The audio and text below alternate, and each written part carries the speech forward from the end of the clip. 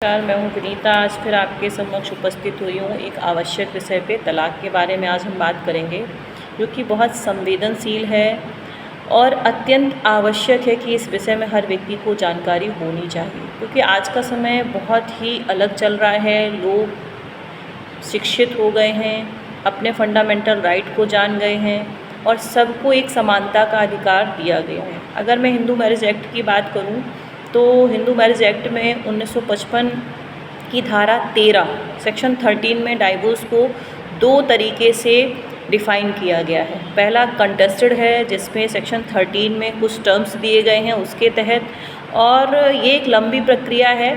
अगर वो लीगल या एक्चुअल में है पक्षकारों के बीच तो आप 13 में आ सकते हैं, नहीं तो म्यूचुअल डाइवोर्स सबसे इजी जो है वो 13B में है, 13B में दिया गया है, जहां दोनों पक्षकारों को एक कूलिंग ऑफ पीरियड 6 महीने का दिया जाता है, जहां पर धैर्य और शांति से वो म्यूचुअल डाइवोर्स ले सकते हैं और वहां पर दोनों स्वतंत्र हो सकते हैं। अगर मैं बात करूँ कंटेस्टेड की, तो अगर वहाँ की बात करेंगे तो बहुत सारी चीज़ें हैं, जैसे कि कोई व्यक्ति क्रूअल्टी करता है, किसी के साथ मानसिक शारीरिक अत्याचार करता है, ड्रिंक करता है, मारता है, पीटता है, प्रताड़ना देता है, उसका परित्याग कर देता है, व्यभिचार करता है, या फिजिकली अनफिट है, या मेंटली डिसऑर्डर है और उसके साथ धोखे से शादी हुई है, या वॉइडेबल विवाह जो पहले ही शून्य थे सप्तपदी या परिवार में शादी उसको बिना बताए कर दी गई है, तो ये सब वॉइडेबल में 13 में जा सकते हैं। पर आजकल ये शादियां कम मिलती हैं।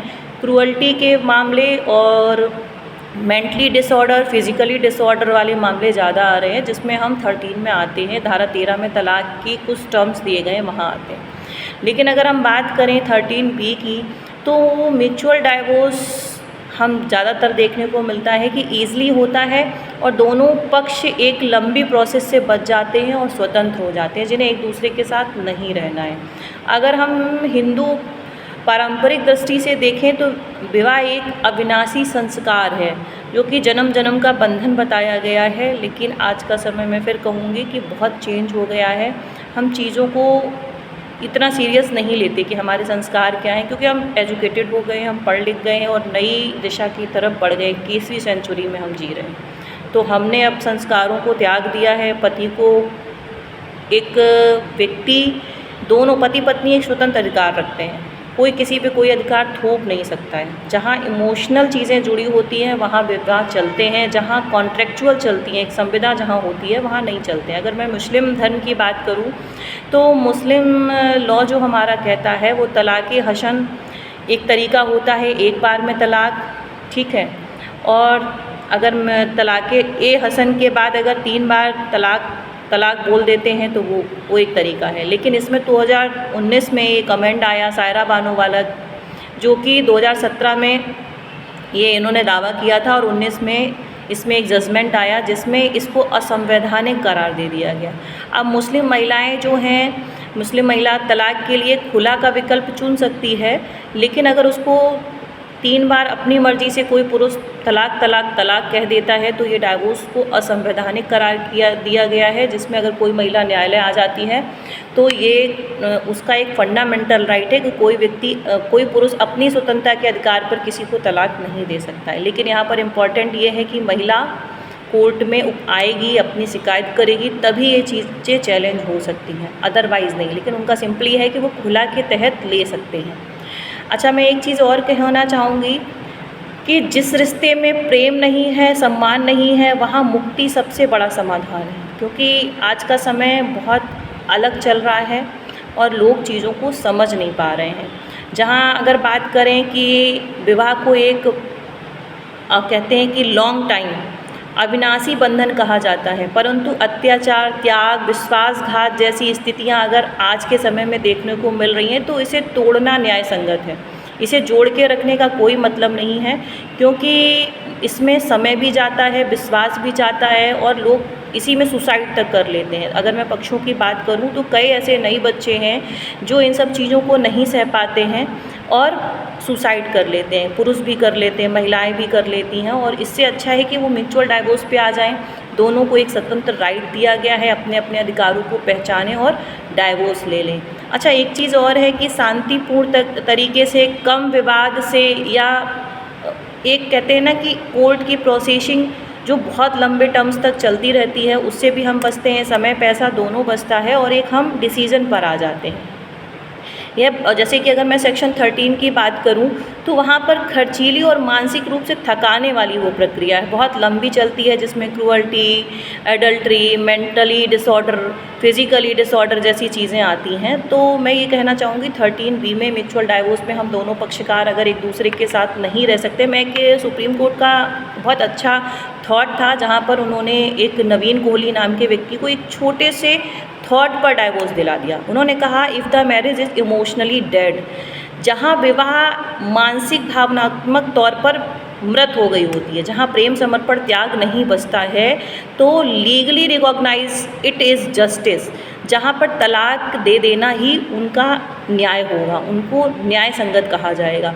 तो जहाँ पर अगर मैं बात करूँ कि इमोशनली मैरिज डेड हो चुकी है, जहाँ प्रेम समर्पण त्याग नहीं बचा है, तो वहाँ पर डाइवोर्स लेना ना सबसे इजी प्रावधान है, और हर व्यक्ति को यहाँ पर आ जाना चाहिए। किसी की व्यक्तिगत स्वतंत्रता या मानसिक स्वतंत्रता या उसकी फ्रीडम, एक होता है ना सुकून, पीस, अगर पीस को कहीं ना कहीं हार्म पहुंच रहा है, पीस से क्या होता है, अगर हमारी शांति भंग होती है तो हम मेंटली भी डिस्टर्ब होते हैं, और समाज, आर्थिक तंगी, सारी चीज़ें आपकी मेंटल हेल्थ पर चलती है।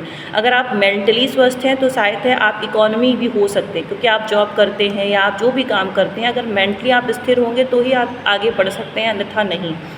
तो विवाह जीवन की एक राह है, यदि वह बंधन जंजीर बन जाए तो उसे तोड़ना अधिकार है, अपराध नहीं। मैं एक सिंपल लाइन आपको बताया कि ये फिर आपका अधिकार बन जाता है, यहाँ पर कोई ये नहीं कह सकते हैं कि अपराध है। भागवतिक दृष्टि से भी अगर हम देखें कि दो व्यक्ति अगर मिलते हैं और हम में अगर त्याग, समर्पण और प्रेम की भावना नहीं है, तो हमें एक बैठकर म्यूचुअल डिसीज़न लेना चाहिए, जहाँ पर पति और पत्नी दोनों बैठकर और ये कंसेंट करें कि यस हम एक दूसरे के साथ नहीं रह सकते हैं। जैसे कि मैंने बताया कि यदि वह बंधन जंजीर बन जाए, जहाँ पर लगता है कि हम एक दूसरे के उसमें बंधे हुए हैं, जकड़े हुए हैं, हम सांस नहीं ले पा रहे हैं। अब लोग छोटी छोटी चीज़ों को अगर जंजीर का नाम दें तो ये गलत है, लेकिन अगर ये कहा जाए कि जहाँ भावनात्मक तौर पर एक दूसरे के सुख दुख को नहीं समझ पा रहे हैं, तो बहुत अच्छा आपके लिए प्लेटफॉर्म बना है। न्यायालय में आप जाइए, म्यूचुअल डाइवोर्स की अर्जी दाखिल करिए, जहाँ पर दोनों पक्षकार एक साथ बैठकर अपनी टर्म्स रख सकते हैं। वहाँ इलेमनी की कुछ रकम तय हुई होती है, दोनों लोगों ने आपस में तय की हुई होती है कि विवाह में कितना खर्च हुआ था, व्यक्ति दोनों कितना देना चाहता है पुरुष और कितना महिला लेना चाहती है, और दोनों की म्यूचुअलिटी कितने पर हुई है। वहाँ पर एक आवेदन आप डालते हैं और 6 महीने बाद आपको उसकी डिग्री अवार्ड मिल जाती है, जो कि एक कूलिंग टाइम पीरियड इसलिए रखा जाता है कि कोर्ट कहता है कि आप शांतिपूर्ण तरीके से डाइवोर्स लें। अदरवाइज़ कई टर्म्स ऐसे हैं कि कोई व्यक्ति बाहर जा रहा है, उनका रहना क्लियर पहले ही से कर रखा है कि वो नहीं रह सकते और काफ़ी समय से वो अलग रह रहे हैं, तो कुछ मामलों में डायरेक्ट भी डिग्री मिलती है, वो हाई कोर्ट कई मामलों में देता है। मगर एक कूलिंग ऑफ टाइम पीरियड जो रखा गया है वो इसीलिए रखा गया कि शायद आप 1% भी एक दूसरे के प्रति भावनात्मक जुड़े हुए हैं, तो आप फिर से जुड़ने के लिए आपको एक मौका दिया जाता है। तो धन्यवाद। इसी तरीके मैं आपको वीडियो बताती रहूँगी, जानकारी देती रहूँगी। आज मैंने तलाक के बारे में दिया है, कल मैं और भी कई चीज़ें आपको बताऊँगी। अगर अच्छी लगती हैं तो प्लीज़ लाइक करें, सब्सक्राइब करें, शेयर करें। Thank you so much.